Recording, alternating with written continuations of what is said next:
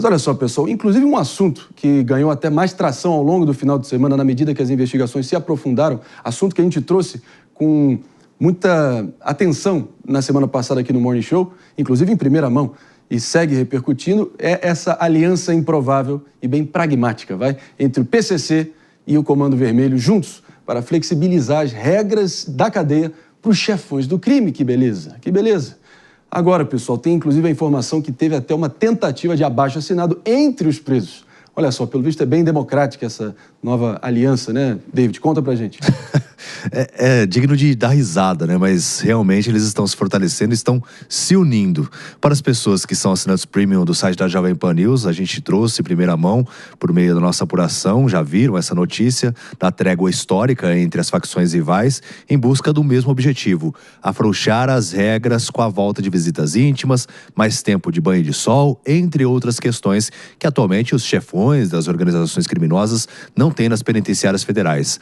Agora, esse relatório da Secretaria Nacional do Ministério da Justiça traz até mesmo que os advogados do PCC e Comando Vermelho estão atuando juntos, até na ajuda para formalizar o abaixo-assinado em busca que as reivindicações sejam atendidas. O foco é reduzir o monitoramento dentro dos presídios. Então, há essa aliança e agora celebrada e até mesmo eles articulando o abaixo-assinado para que essas regras sejam afrouxadas e eles tenham mais liberdade dentro das penitenciárias, porque eles são monitorados 24 horas por dia, conforme a gente já trouxe aqui a informação por meio de câmeras que captam não só imagens, mas também áudio. Inacreditável. Jess, queria te ouvir também. A audácia aumenta conforme os bandidos percebem, notam claramente a fraqueza do governo.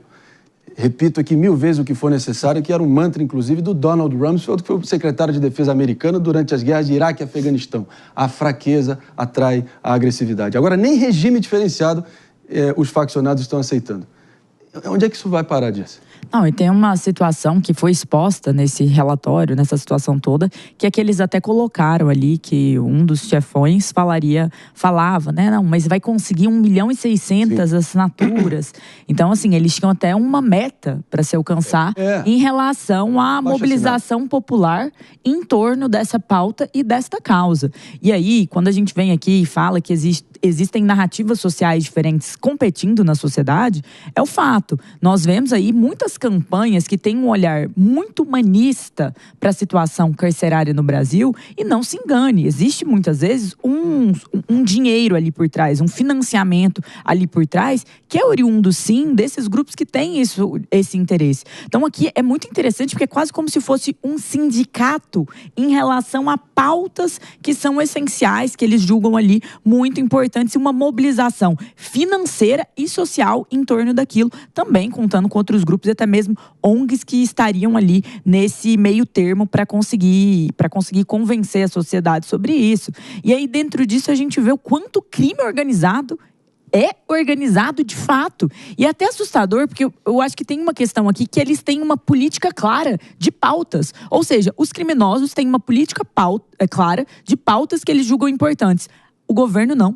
O governo federal não. Não tem uma política clara de pautas na segurança pública que são essenciais. Exato. Então é muito assustador ver que existe mais organização na montagem de um projeto para afrouxar as regras e para ter benefícios para o crime organizado do que da pasta da segurança pública ser clara quais são as tendências e as necessidades. Ou seja, um planejamento atrasado, absurdo. Então assim, André, deixa o brasileiro com medo mesmo, porque não é só sobre o quanto eles atacam, é sobre o quanto o sistema brasileiro sabe se defender. E nisso, nossos políticos, ministros estão mostrando que não sabem. Nesse contexto todo desgraçado que todos nós estamos inseridos, Pepe e Mano, eu quero ouvir vocês. São essas ONGs que a Jess muito bem mencionou aqui, colaboracionistas com esses faccionados, fazendo pressão política, muitas financiadas pelo crime organizado, fazendo ação política, fazendo lobby, fazendo o diabo. E se você, do outro lado, meu amigo e minha amiga, discordar minimamente disso, é capaz de você ser chamado de fascista.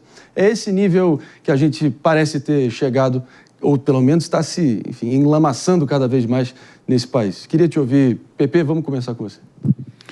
Não, tem um ponto que eu discordo da Jess aqui no todo, até discordo. Um ponto que eu discordo é em relação ao governo federal e do combate à segurança pública, né? Esse governo federal, quer goste ou não dele, né, tem uma política pública de segurança pública mais clara desde a época do Jungmann, quando era ministro do Michel Temer, né, e criou o Sistema Único de Segurança Pública, né? Então esse governo, né, ele quer fazer a constitucionalização da segurança pública, quer fazer com que haja mais coordenação entre a Polícia Federal, quer dar mais poder à Polícia Rodoviária Federal. A gente sabe que grande parte do trânsito, né, de drogas e da organização criminosa passa pelas rodovias do Brasil toda, né, sob poder do governo federal. Então tem que dar mais poder para a Polícia Rodoviária Federal poder sim combater o crime. Claro que isso é muito pouco, a gente precisa de muito mais do que isso. Mas pela primeira vez, desde a época do Jungmann, do Michel Temer, eu vejo uma vontade de você querer melhorar a questão de segurança pública, que é uma pandemia, né, no Brasil, né, e no mundo também, né? Agora, é um absurdo você ver que o PCC e o Comando Vermelho estão fazendo acordos, né, de forma a querer o afrouxamento das normas no presídio. E isso é só a ponta do iceberg. Com certeza o acordo vai muito além disso. Olha só o ponto que nós estamos chegando, né? Vai ter uma fusão e aquisição entre o PCC e o Comando Vermelho, criando provavelmente a maior organização criminosa do mundo, né? Então nós temos que combater essas organizações, no meu modo de ver, de uma forma muito mais efetiva. E não adianta a gente bater somente, infelizmente, na questão da guerra às drogas, que é a política vigente no Brasil há décadas e décadas e décadas, de ostensividade, de criminalizar o usuário, de achar que você criar regras rígidas para os traficantes irá, de certa forma, ajudar a resolver o problema das drogas. Não ajuda. Nós estamos afundando e estamos indo para cada vez um momento pior do que no passado. Olha, quero ouvir você, Jess, fica à vontade aqui. Não, eu discordo muito do PP e deixa eu te falar, tem um ministro aí que teve um planejamento 50 vezes melhor que tanto o Lewandowski quanto o Flávio Dino na pasta, que é o próprio Sérgio Moro. Vale mencionar que até a própria situação em relação à construção de presídios federais e a razão pela qual ele foi perseguido pelo PCC está ligada também a algumas das pautas que, em tese, esses grupos agora estão desarticulando. Eu não discordo que talvez o governo federal tenha a PEC aí do SUS da segurança e tudo isso, mas isso ainda não foi apresentado. Isso ainda não foi mostrado e a gente já está com mais de 2 anos de governo. Então existe um atraso muito grande. Vou dar um exemplo muito simples. O ministro Lewandowski vive criticando a situação das câmeras aqui em São Paulo. As polícias que estão na gestão dele, tanto a federal quanto a PRF, não tem câmeras. E ele sequer tinha aberto ali a licitação para isso até o final do ano passado. Ou seja, é mais fácil criticar os governadores do que instrumentalizar dentro do que ele tem ali para trabalhar questões de segurança pública que são importantes. Então, assim, eu vejo em outros governos, e no governo Bolsonaro, um planejamento melhor em relação à segurança do que no governo atual. E isso aqui é Olhos de Águia, é o Brasil Enfrenta o Crime Organizado, são vários e vários programas que aconteceram e tinham um direcionamento claro. Neste governo, nós temos discursos, mas eu vejo pouca ação. E eu acho que o melhor indício disso, Pepe, é o ponto do próprio ministro Flávio Dino, quando ministro da pasta da Segurança Pública, ele demorou mais de um ano para entregar um projeto. É uma pauta muito urgente, Pepe. E aqui eu nem acho que a gente tem uma discordância real. Mas assim, a gente precisa endereçar esses problemas com uma gravidade alta. E ele não está sendo endereçado. Olha o ponto interessante. Quando você colocou que o Sérgio Moro tem um papel importante na administração da justiça e teve projetos melhores que os governos, você citou um projeto aqui que, no modo de ver, é muito mais repressivo que preventivo. Né? Não, mas... Dessa forma, você não vai resolver problema nenhum. Criou os presídios federais e pegou essas pessoas criminosas, né? O Marcola, ele colocou nesse presídio de segurança máxima. Tem milhares de Marcola no crime organizado PC. Inclusive, aí tem um ponto interessante, inclusive, veja só, o meu Ministério Público, o GAICA, né? Lincoln Gakia. Ele falou que um dos problemas que teve por conta do fortalecimento do PCC foi exatamente porque antigamente tinha uma só liderança, agora tem várias, né? Ou seja, querendo ou não, essa repressão do governo federal por si só fez o PCC ficar ainda mais forte. Não. Fez ocorrer várias lideranças que brigam entre si dentro da maior organização criminosa do Brasil, fazendo com que a população fique cada vez mais com a sensação de insegurança elevada. Ou seja, criar presídios federais dessa forma, com política pública única, não ajudou em nada. Pelo contrário, agravou a criminalidade no Brasil. Debate importante, se faz necessário, ainda mais nesse momento aí da vida nacional. Mas eu vou falar... Perdão. Trava a língua aqui. Seguindo então adiante aqui, só fazer um rápido break, pessoal. Me perdoa. Para todo mundo que está nos ouvindo, sintonizados na rede Jovem Pan de Rádio Morning Show. Volta já já. Agora a questão é uma só também. Vamos a gente tem que se compenetrar pelo seguinte, mano.